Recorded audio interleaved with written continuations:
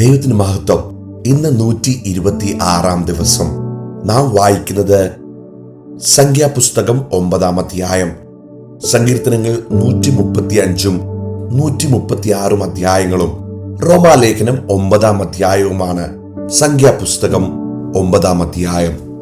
അവർ മിസ്രയീം ദേശത്ത് നിന്ന് പുറപ്പെട്ടു പോന്നതിന്റെ 2-ാം സംവത്സരം 1-ാം മാസം യഹോവ സീനായി മരുഭൂമിയിൽ വെച്ച് മോശയോട് അരുളി ചെയ്തത് എന്തെന്നാൽ, ഇസ്രായേൽ മക്കൾ പെസഹ അതിന് നിശ്ചയിച്ച സമയത്ത് ആചരിക്കണം. അതിന് നിശ്ചയിച്ച സമയമായ ഈ മാസം 14-ാം തീയതി വൈകുന്നേരം അത് ആചരിക്കണം. അതിന്റെ എല്ലാ ചട്ടങ്ങൾക്കും നിയമങ്ങൾക്കും അനുസരണയായി നിങ്ങൾ അത് ആചരിക്കണം. പെസഹ ആചരിക്കണമെന്ന് മോശ ഇസ്രായേൽ മക്കളോട് പറഞ്ഞു.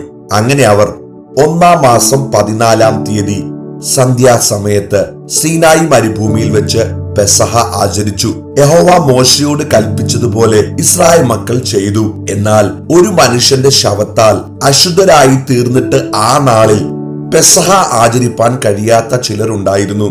അവർ അന്നു തന്നെ മോശയുടെയും അഹ്റോന്റെയും മുമ്പാകെ വന്ന് അവനോട്, ഞങ്ങൾ ഒരുത്തന്റെ ശവത്താൽ അശുദ്ധരായിരിക്കുന്നു. നിശ്ചയിക്കപ്പെട്ട സമയത്ത് ഇസ്രായേൽ മക്കളുടെ ഇടയിൽ യഹോവയുടെ വഴിപാട് കഴിക്കാതിരിപ്പാൻ ഞങ്ങളെ മടക്കുന്നത് എന്ത് എന്ന് ചോദിച്ചു. മോശ അവരോട്, നിൽപ്പീൻ, യഹോവ നിങ്ങളെ കുറിച്ച് കൽപ്പിക്കുന്നത് എന്ത് എന്ന് ഞാൻ കേൾക്കട്ടെ എന്ന് പറഞ്ഞു. എന്നാൽ യഹോവ മോശയോട് അരുളി ചെയ്തത്, നീ ഇസ്രായേൽ മക്കളോട് പറയേണ്ടത് എന്തെന്നാൽ, നിങ്ങളിലോ നിങ്ങളുടെ സന്തതികളിലോ വല്ലവനും ശവത്താൽ അശുദ്ധനാകുകയോ ദൂരയാത്രയിൽ ആയിരിക്കുകയോ ചെയ്താലും അവൻ യഹോവയ്ക്ക് പെസഹ ആചരിക്കണം. 2-ാം മാസം 14-ാം തീയതി സന്ധ്യാസമയത്ത് അവർ അത് ആചരിച്ച് പുളിപ്പില്ലാത്ത അപ്പത്തോടും കയ്പു ചീരയോടും കൂടെ അത് ഭക്ഷിക്കണം. രാവിലത്തേക്ക് അതിലൊന്നും ശേഷിപ്പിച്ചു വെക്കരുത്, അതിന്റെ അസ്ഥിയൊന്നും ഒടിക്കുകയുമരുത്. പെസഹയുടെ ചട്ടപ്രകാരമൊക്കെയും അവർ അത് ആചരിക്കണം. എന്നാൽ ശുദ്ധിയുള്ളവനും പ്രയാണത്തിൽ അല്ലാത്തവനുമായ ഒരുത്തൻ പെസഹ ആചരിക്കാതെ വീഴ്ച വരുത്തിയാൽ അവനെ അവന്റെ ജനത്തിൽ നിന്ന് ഛേദിച്ചു കളയണം. നിശ്ചയിച്ച സമയത്ത് യഹോവയുടെ വഴിപാട് കഴിക്കാതെ കൊണ്ട് അവൻ തന്റെ പാപം വഹിക്കണം. നിങ്ങളുടെ ഇടയിൽ വന്നു പാർക്കുന്ന ഒരു പരദേശി യഹോവയുടെ പെസഹ ആചരിക്കണമെങ്കിൽ പെസഹയുടെ ചട്ടത്തിനും നിയമത്തിനും അനുസരണയായി അവൻ ആചരിക്കണം. പരദേശിക്കാകട്ടെ സ്വദേശിക്കാകട്ടെ നിങ്ങൾക്ക് ഒരു ചട്ടം തന്നെ ആയിരിക്കണം. തിരുനിവാസം നിവർത്തി നിർത്തിയ നാളിൽ മേഘം സാക്ഷി കൂടാരമെന്ന തിരുനിവാസത്തെ മൂടി. സന്ധ്യാസമയം തൊട്ട് രാവിലെ വരെ അത് തിരുനിവാസത്തിന്മേൽ അഗ്നിപ്രകാശം പോലെ ആയിരുന്നു. അത് എല്ലായ്പ്പോഴും അങ്ങനെ തന്നെ ആയിരുന്നു.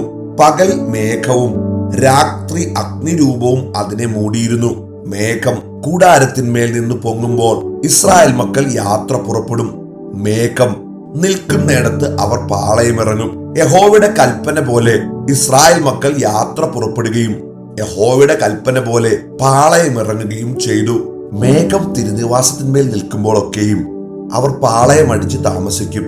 മേഘം തിരുനിവാസത്തിന്മേൽ ഏറെ നാൾ ഇരുന്നുവെങ്കിൽ ഇസ്രായേൽ മക്കൾ യാത്ര പുറപ്പെടാതെ യഹോവയുടെ ആജ്ഞ കാത്തുകൊണ്ടിരിക്കും. ചിലപ്പോൾ മേഘം തിരുനിവാസത്തിന്മേൽ കുറെ നാൾ ഇരിക്കും. അപ്പോൾ അവർ യഹോവയുടെ കൽപ്പന പോലെ പാളയമിറങ്ങിയിരിക്കും. പിന്നെ യഹോവയുടെ കൽപ്പന പോലെ യാത്ര പുറപ്പെടും. ചിലപ്പോൾ മേഘം സന്ധ്യ മുതൽ ഉഷസ്സു വരെ ഇരിക്കും. ഉഷകാലത്ത് മേഘം പൊങ്ങിയെങ്കിൽ അവർ യാത്ര പുറപ്പെടും. ചിലപ്പോൾ പകലും രാവും ഇരിക്കും. പിന്നെ മേഘം പൊങ്ങിയെങ്കിൽ അവർ യാത്ര പുറപ്പെടും. 2 ദിവസമോ 1 മാസമോ 1 സംവത്സരമോ മേഘം തിരുനിവാസത്തിന്മേൽ ആവസിച്ചിരുന്നാൽ ഇസ്രായേൽ മക്കൾ പുറപ്പെടാതെ പാളയമടിച്ച് താമസിക്കും. അത് പൊങ്ങുമ്പോഴോ അവർ പുറപ്പെടും. യഹോവയുടെ കൽപ്പന പോലെ അവർ പാളയമിറങ്ങുകയും യഹോവയുടെ കൽപ്പന പോലെ യാത്ര പുറപ്പെടുകയും ചെയ്യും. മോശ മുഖാന്തരം യഹോവ കൽപ്പിച്ചതുപോലെ അവർ യഹോവയുടെ ആജ്ഞ പ്രമാണിച്ചു. 135-ാം സങ്കീർത്തനം. യഹോവയെ സ്തുതിപ്പീൻ, യഹോവയുടെ നാമത്തെ സ്തുതിപ്പീൻ, യഹോവയുടെ ദാസന്മാരെ അവനെ സ്തുതിപ്പീൻ. യഹോവയുടെ ആലയത്തിലും നമ്മുടെ ദൈവത്തിന്റെ ആലയത്തിൻ പ്രാകാരങ്ങളിലും നിൽക്കുന്നവരെ യഹോവയെ സ്തുതിപ്പീൻ. യഹോവ നല്ലവനല്ലോ, അവന്റെ നാമത്തിന് കീർത്തനം ചെയ്യുവീൻ, അത് മനോഹരമല്ലോ. യഹോവ യാക്കോബിനെ തനിക്കായിട്ടും ഇസ്രായേലിനെ തന്റെ നിക്ഷേപമായിട്ടും തിരഞ്ഞെടുത്തിരിക്കുന്നു. യഹോവ വലിയവനെന്നും നമ്മുടെ കർത്താവ് സകല ദേവന്മാരിലും ശ്രേഷ്ഠനെന്നും ഞാൻ അറിയുന്നു. ആകാശത്തിലും ഭൂമിയിലും സമുദ്രങ്ങളിലും എല്ലാ ആഴങ്ങളിലും യഹോവ തനിക്ക് ഇഷ്ടമുള്ളതൊക്കെയും ചെയ്യുന്നു. അവൻ ഭൂമിയുടെ അറ്റത്ത് നിന്ന് നീരാവി പൊങ്ങുമാറാക്കുന്നു. അവൻ മഴയ്ക്കായി മിന്നലുകളെ ഉണ്ടാക്കുന്നു. തന്റെ ഭണ്ഡാരങ്ങളിൽ നിന്ന് കാറ്റു പുറപ്പെടുവിക്കുന്നു. അവൻ മിസ്രൈമിലെ കടിഞ്ഞൂലുകളെ മനുഷ്യരെയും മൃഗങ്ങളെയും ഒരുപോലെ സംഹരിച്ചു. മിസ്രൈമേ, നിന്റെ മധ്യേ അവൻ ഫറവോന്റെ മേലും അവന്റെ സകല ഭൃത്യന്മാരുടെ മേലും അടയാളങ്ങളും അത്ഭുതങ്ങളും അയച്ചു. അവൻ വലിയ ജാതികളെ സംഹരിച്ചു, ബലമുള്ള രാജാക്കന്മാരെ നിഗ്രഹിച്ചു. അമോര്യരുടെ രാജാവായ സീഹോനെയും ബാശാൻ രാജാവായ ഓഗിനെയും സകല കനാന്യ രാജ്യങ്ങളെയും തന്നെ. അവരുടെ ദേശത്തെ അവർ അവകാശമായിട്ട് തന്റെ ജനമായ ഇസ്രായേലിന് അവകാശമായിട്ട് കൊടുത്തു. യഹോവേ, നിന്റെ നാമം ശാശ്വതമായും യഹോവേ, നിന്റെ ജ്ഞാപകം തലമുറ തലമുറയായും ഇരിക്കുന്നു. യഹോവ തന്റെ ജനത്തിന് ന്യായപാലനം ചെയ്യും. അവൻ തന്റെ ദാസന്മാരോട് സഹതപിക്കും. ജാതികളുടെ വിഗ്രഹങ്ങൾ പൊന്നും വെള്ളിയും മനുഷ്യരുടെ കൈവേലയുമാകുന്നു.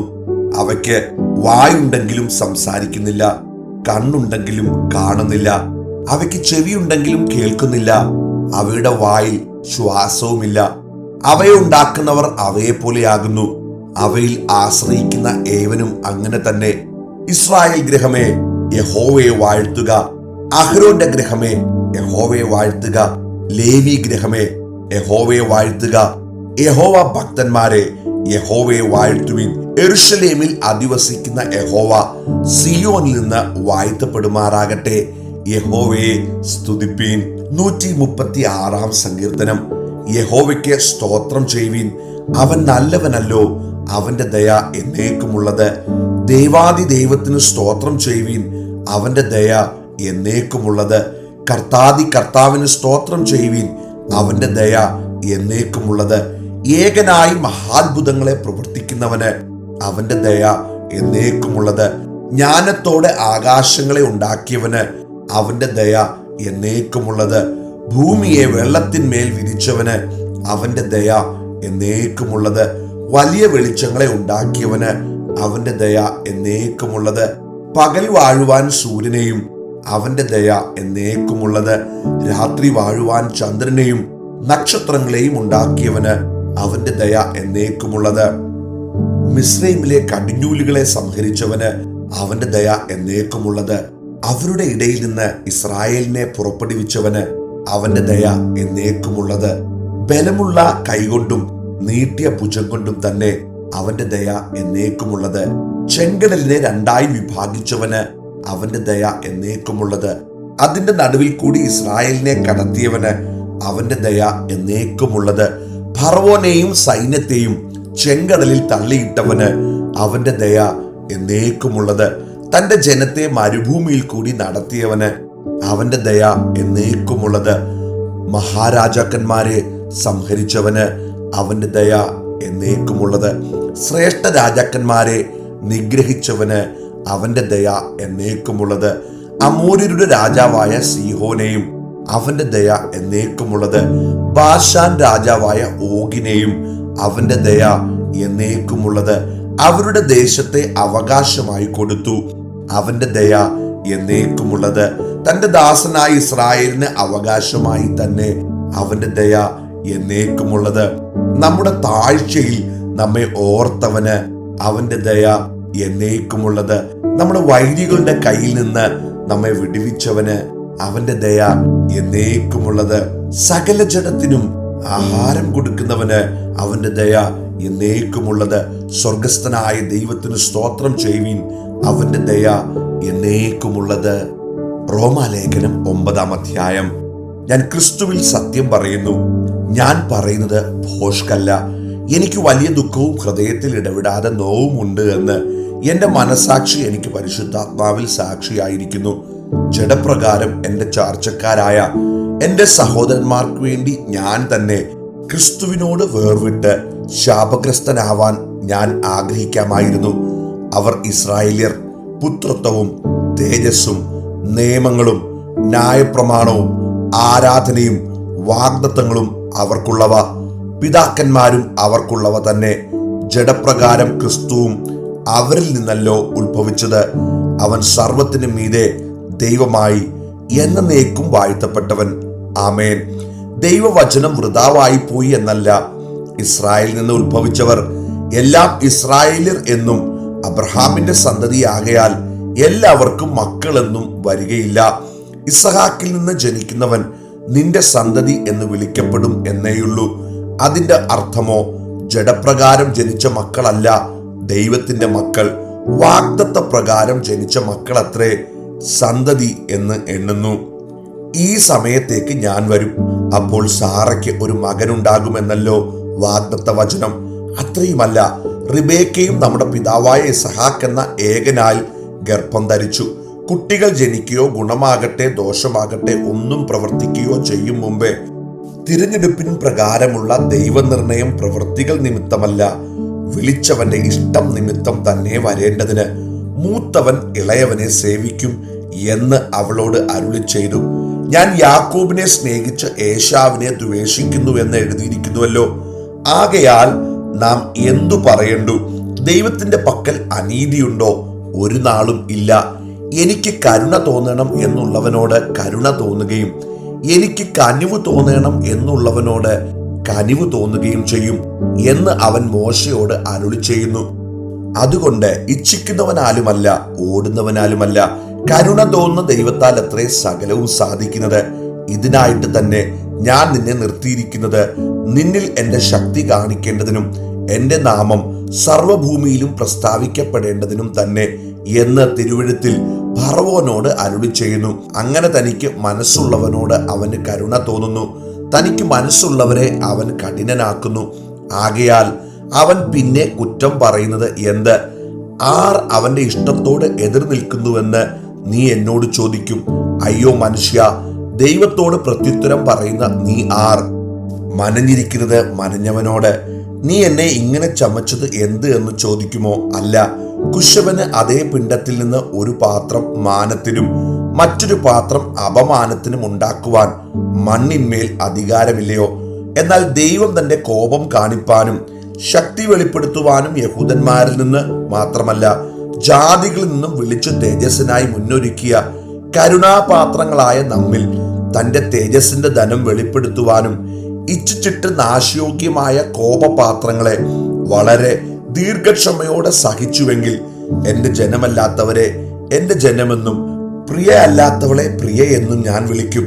നിങ്ങൾ എന്റെ ജനമല്ല എന്ന് അവരോട് പറഞ്ഞ ഇടത്തിൽ അവർ ജീവനുള്ള ദൈവത്തിന്റെ മക്കൾ എന്ന് വിളിക്കപ്പെടും എന്ന് ഹോശേയ പുസ്തകത്തിലും അരുളി ചെയ്യുന്നുവല്ലോ. യെശയ്യാവോ ഇസ്രായേലിനെ കുറിച്ച്, ഇസ്രായേൽ മക്കളുടെ എണ്ണം കടൽക്കരയിലെ മണൽ പോലെ ആയിരുന്നാലും ശേഷിപ്പത്രേ രക്ഷിക്കപ്പെടൂ. കർത്താവ് ഭൂമിയിൽ തന്റെ വചനം നിവർത്തിച്ച് ക്ഷണത്തിൽ തീർക്കുമെന്ന് വിളിച്ചു പറയുന്നു. സൈന്യങ്ങളുടെ കർത്താവ് നമുക്ക് സന്തതിയെ ശേഷിപ്പിച്ചില്ലെങ്കിൽ നാം സോദോമെ പോലെ ആകുമായിരുന്നു, ഗോമോറയ്ക്ക് സദൃശ്യമാകുമായിരുന്നു എന്ന് യെശയ്യാ മുൻകൂട്ടി പറഞ്ഞിരിക്കുന്നുവല്ലോ. ആകയാൽ നാം എന്തു പറയണ്ടു? നീതിയെ പിന്തുടരാതെ ജാതികൾ നീതി പ്രാപിച്ചു. വിശ്വാസത്താലുള്ള നീതി തന്നെ. നീതിയുടെ പ്രമാണം പിന്തുടർന്ന ഇസ്രായേലോ ആ പ്രമാണത്തിങ്കൽ എത്തിയില്ല. അതുകൊണ്ട് വിശ്വാസത്താലല്ല പ്രവർത്തികളാൽ അന്വേഷിച്ചതുകൊണ്ട് തന്നെ അവർ ഇടർച്ചക്കല്ലിന്മേൽ തട്ടി ഇടറി. ഇതാ, ഞാൻ സിയോനിൽ ഇടർച്ചക്കല്ലും തടങ്ങൽ പാറയും വെക്കുന്നു, അവനിൽ വിശ്വസിക്കുന്നവൻ ലജ്ജിച്ചു പോകയില്ല എന്ന് എഴുതിയിരിക്കുന്നുവല്ലോ.